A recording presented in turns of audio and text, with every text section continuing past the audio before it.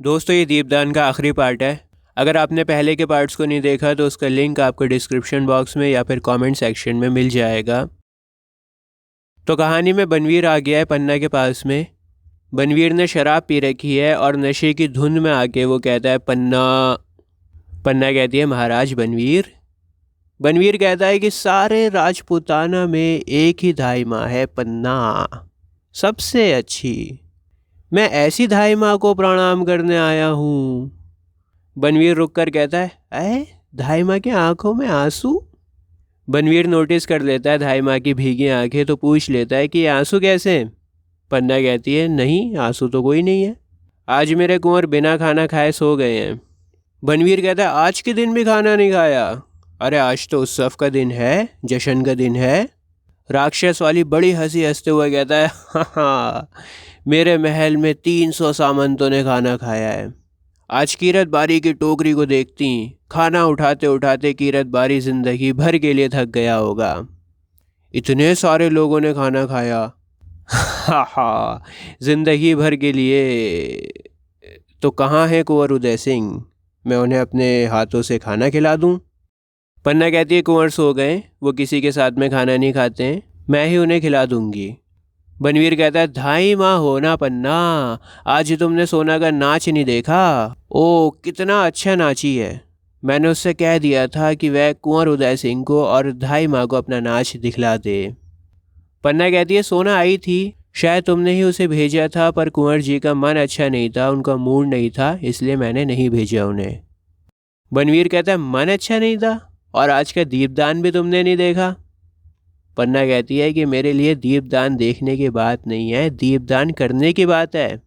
मतलब कहना चाह रही है कि मातृभूमि के लिए जश्न देखना इतना ज़रूरी नहीं है, लेकिन जब कर्म की बात आएगी तो वो मेरे लिए ज़रूरी है।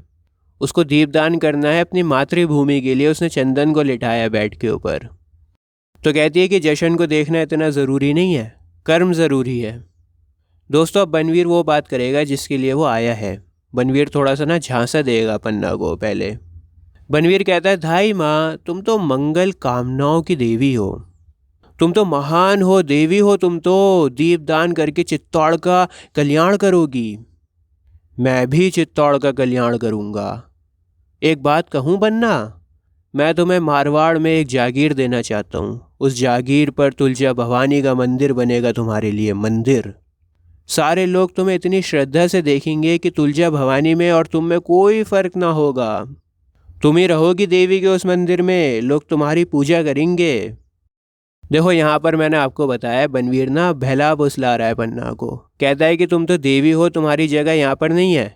मैं तुम्हें एक जागीर देता हूँ, उसके ऊपर मंदिर बनवाऊंगा, उस मंदिर पर रहो तुम। पन्ना चीख कर कहती है बनवीर। बनवीर राक्षस की तरह हंसते हुए कहता है महाराज बनवीर नहीं कहा, मेरे कहन भर से तुम देवी हो गई, अपने आप को देवी समझने लगी हो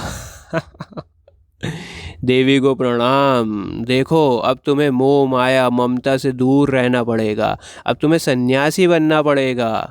तुम कुंवर उदय सिंह को मुझे दे दो और मैं कुंवर उदय सिंह को ये तलवार दे दूंगा।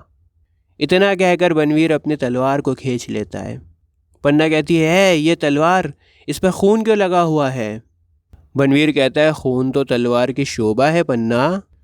जिस तरह से शादीशुदा औरतें सुहागनें अपनी मांगों को भरती हैं सिंदूर से, और सिंदूर हमारे लिए बहुत ही शुभ माना जाता है, वैसे ही तलवार के लिए खून शुभ है। बिना खून के तलवार भी कभी तलवार कहला सकती है। मतलब कहना चाह रहा है कि खून तो तलवार की शान है, खून तो तलवार के ऊपर होता ही है। पन्ना कहती है कि ये तलवार मयान में रख लो महाराज। बनवीर कहता है पन्ना से कि क्या तुम्हें डर लग रहा है? चित्तौड़ में तलवार से किसी को डर नहीं लगता है। धाई माँ होने से तुम में इतनी ममता भर गई है कि तलवार तक को नहीं देख सकती हो।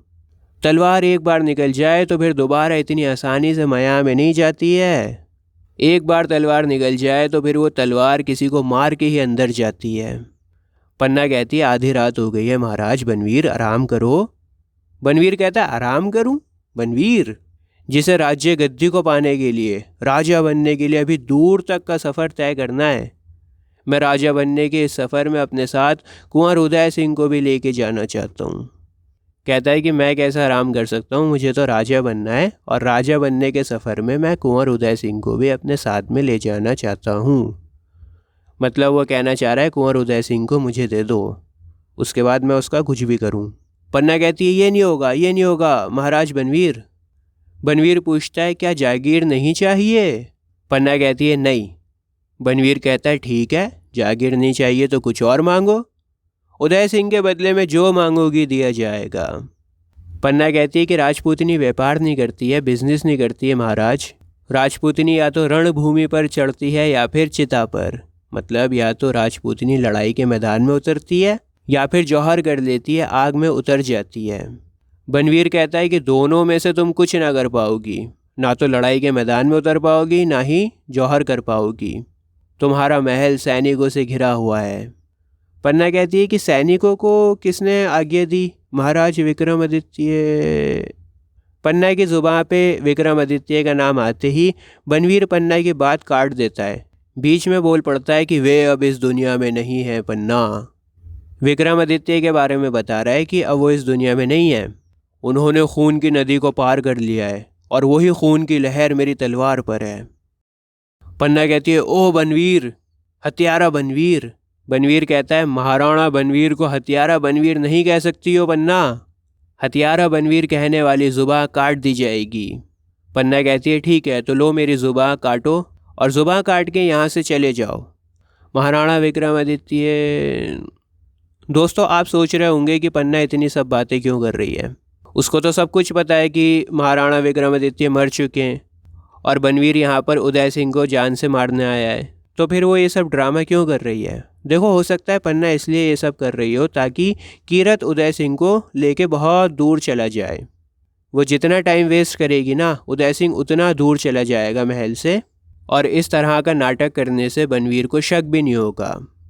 तो बनवीर कहता है बार बार विक्रमादित्य का नाम क्यों लेती हो, भूत प्रेतों को उसका नाम लेने दो। मतलब वो मर चुका है विक्रमादित्य, तो जो भूत प्रेत है ना, आत्माएं हैं, उन्हें विक्रमादित्य का नाम लेने दो, तुम क्यों ले जा रही हो बार बार उसका नाम? और अगर तुमने मेरा नाम लेना है, बनवीर का नाम लेना है, तो जयकार के साथ नाम लो, सम्मान के साथ नाम लो। पन्ना कहती है धिक्कार है बनवीर, तुम्हारी माँ ने तुम्हें जन्म देते ही क्यों ना मार डाला? बनवीर कहता है चुप रह धाई, बच्चे को पालने वाली, लोरियां सुनाने वाली एक मामूली दासी महाराणा से बात करती है, कहाँ है उदय सिंह? पन्ना कहती है कि तू उदय सिंह को छू भी नहीं सकता, नीच नर्क में जाने वाले, महाराणा विक्रमादित्य की हत्या के बाद तू अब उदय सिंह को देख भी नहीं सकता। बनवीर कहता है मैं नहीं देखूंगा, मेरी तलवार देखेगी। विक्रम के खून में संधी तलवार अब उदय सिंह के खून से धोई जाएगी। पन्ना कहती है ओ क्रूर बनवीर, तुम तो उदय सिंह के रक्षा करने के लिए थे, उदय सिंह के संरक्षक थे, प्रोटेक्टर थे। रक्षा के बदले क्या तुम उसकी हत्या करोगे? नहीं नहीं, ये नहीं हो सकता, ये नहीं हो सकता।